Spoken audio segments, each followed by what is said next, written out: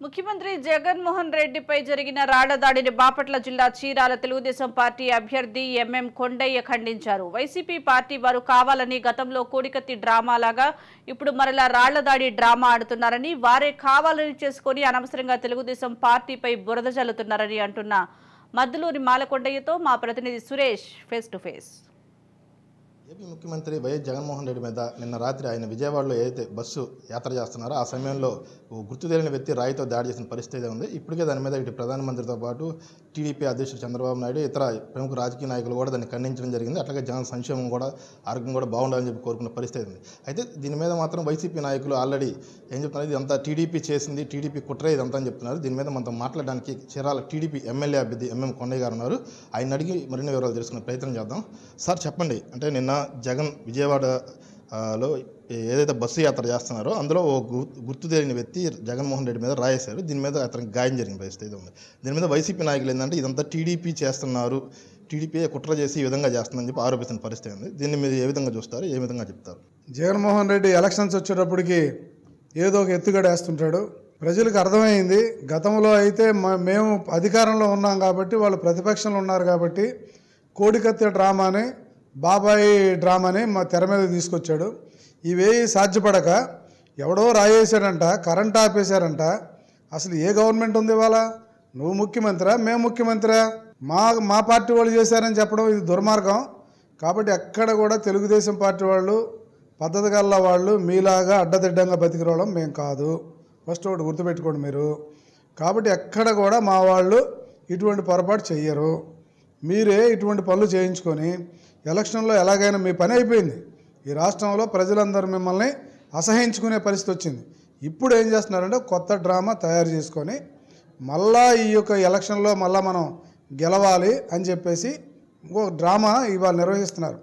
కాబట్టి మీరు ఏమంటారు?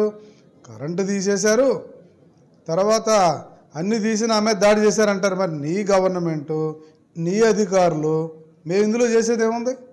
మా పాత్ర ఏముంది ఇందులో? కాబట్టి ఇక్కడ మీరు పూర్తిగా ప్రజలకు అర్థమైందన్న విషయాన్ని మీరు తెలుసుకోండి. ఇంకా ప్రజలను భ్రమలో పెడదాం, ఇంకా ప్రజలకు అర్థం కాలేదు అనేటువంటి భావం. ఎక్కడ పడితే అక్కడ మారణ హోమాలు సృష్టించి మర్డర్లు చేయించే సంస్కృతి మీకుంది, కానీ మాకెవరికి ఇటువంటి సంస్కృతి లేదు. తెలుగుదేశం పార్టీ మీద అనవసరంగా బురద జల్లితే ఈ బురద కాస్త మీ ముఖానే పడుతుంది అన్న విషయాన్ని గుర్తుపెట్టుకోవాల్సిందిగా కోరుతున్నా. అంటే జగన్మోహన్ గారి బస్సు యాత్ర, ఏదో జగన్మోహన్ రెడ్డి గారు చేస్తున్నారు బస్సు యాత్ర, దానికి వస్తున్న ప్రజాదరణ చూసి ఓర్వలేక టీడీపీ నేతలు ఈ విధంగా చేస్తున్నారు, ఇటు కూటమికి సంబంధించిన నేతలు చేస్తున్నారని చెప్పి వైసీపీ నేతలు ఆరోపిస్తున్న పరిస్థితి ఉంది. దీన్ని మీరు ఏ విధంగా చూస్తారు? తెలుగుదేశం పార్టీకి స్వచ్ఛందంగా ఒక పక్క నుంచి బీజేపీ, జనసేన, తెలుగుదేశం ముగ్గురు కలిసి కష్టపడి పనిచేస్తున్నారని మీ కడుపు మంటతో మీరు మాట్లాడే మాటే తప్ప నీ దగ్గర ఎవరున్నారు? ఎవరినో ఎంప్లాయీస్ అందరినీ బలవంతంగా తెచ్చుకొని నువ్వు జీతాలు ఇచ్చుకునేవాడిని తెచ్చి కూర్చోబెట్టుకుంటున్నావు. నీ సిద్ధం సభలకి వచ్చే జనం కాదు, మా చంద్రబాబు నాయుడు గారు, లోకేష్ బాబుకి అట్లీస్ట్ అందరం వద్దు, మా బోటు వాళ్ళకి వచ్చే జనం చూసి మీరు భయపడుతున్నారు. మీ సిద్ధం సభలు, మీ జనము, మీరు అధికారులు తెచ్చుకొని చేసుకునే సభలకి ఎక్కడ ప్రాధాన్యత లేదు. మేము ఎవరం కూడా నీ సభలు చూసి భయపట్లా, నువ్వు మమ్మల్ని చూసి భయపడుతున్నావు, అందువల్లనే ఈ దొంగెత్తులన్నీ వేస్తున్నావు అని చెప్పి నా ఉద్దేశం. ఇప్పుడు జరిగే ఏపీ ఎలక్షన్లో ఇటు కూటమి వచ్చిద్ది అనుకుంటున్నారా, లేకపోతే ఇంకేమనుకుంటున్నారు? ఒక వస్తే కూటమి వచ్చిద్ది అనుకుంటే ఎన్ని సీట్లు వచ్చే అవకాశం ఉన్నాయనుకుంటున్నారు? డైరెక్ట్గా మేము చెబుతున్నాం, మా కూటమి 160 సీట్లు తీసుకోబోతుందని చెప్పి సంగతి అయితే 161 సీటు మాకు వస్తుంది, మా కూటమి మొత్తం కలిసి. ఈ విషయం తెలిసే అతను దొంగెత్తుగాళ్ళు వేస్తున్నాడు. తెలుసు తనకు బాగా, ఇట్లాంటి వాటిలో బాగా ఆరితేరినటువంటి వాడు జగన్మోహన్ రెడ్డి తప్ప మా తెలుగుదేశం పార్టీలో ఎవరు అలాంటి వాళ్ళు లేరు. అంటే జగన్ కూడా ఆల్రెడీ 170 సీట్లు మేమే గెలుస్తామని చెప్తున్నారు కదా, దాన్ని ఏ విధంగా చూస్తారు? ఇప్పుడు కాదు, ఈయన ఒక 6 నెలల ముందు వైనాట్ 175 అని మాట్లాడాడు. ఆ వైనాట్ 175కి వాళ్ళే చెప్పారు, వాళ్ళల్లో ఉన్నవాళ్ళే మాట్లాడుకుంటున్నారు. ఇదేం పిచ్చా ఉమాదమా?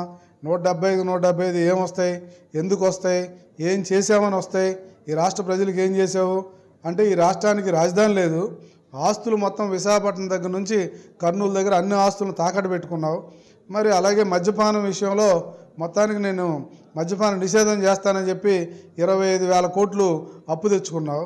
చివరికి సాక్షాత్తు శ్మశానము, అక్కడ శ్మశానం ఉందని చెప్పి రాజధానిలో చెబుతూ సెక్రటరియట్ను కూడా 380 కోట్లకు తాకట్టు పెట్టుకున్నావు. ఈ విషయం ప్రజలకు తెలియదు అనుకుంటున్నావా? ఏంటి మీరు చేసే పని ఏంది? ఇంకా ఎందుకు ప్రజల్ని మోసం చేద్దాం అనుకుంటారు?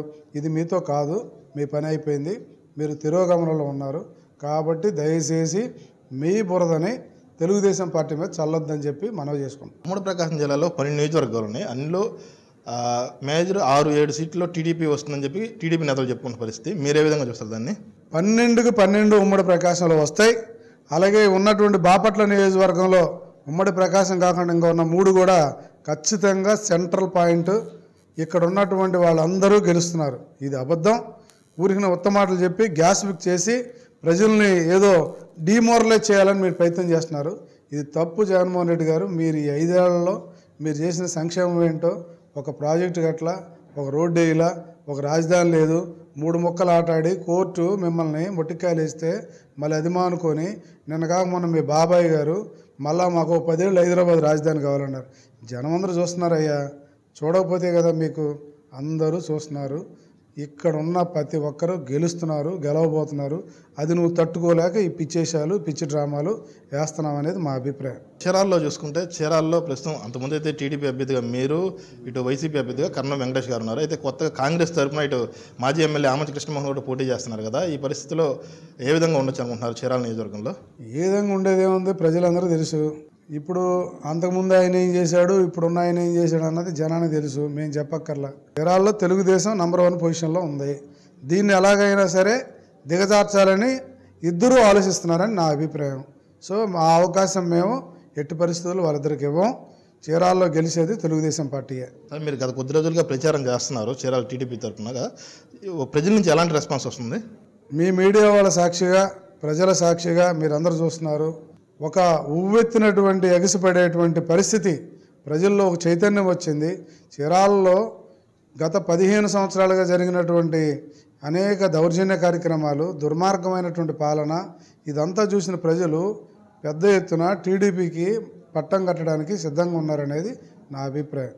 ఇది చీరాల్లో టీడీపీ అభ్యర్థి కొండయ్య గారు చెప్తుంది. ఇటు చూసుకుంటే జగన్ కొత్త డ్రామాకు తెరదీశారని చెప్పి అధికార పక్షంలో ఉండి కూడా ఇట్లా కరెంట్ ఆపడం కానీ, ఇలా రాయి వేయడం కానీ, అంటే అక్కడ ఉన్న అత్యంత సెక్యూరిటీ ఉండే సీఎంకి ఈ ఘటన జరగడం ఆ ప్రభుత్వందే బాధ్యత తీసుకోవాలని చెప్పి, దీన్ని కావాలని చెప్పి ఇటు టీడీపీ మీద నెపం వేస్తున్నారని చెప్పి కొండయ్య చెప్తున్న పరిస్థితి ఉంది.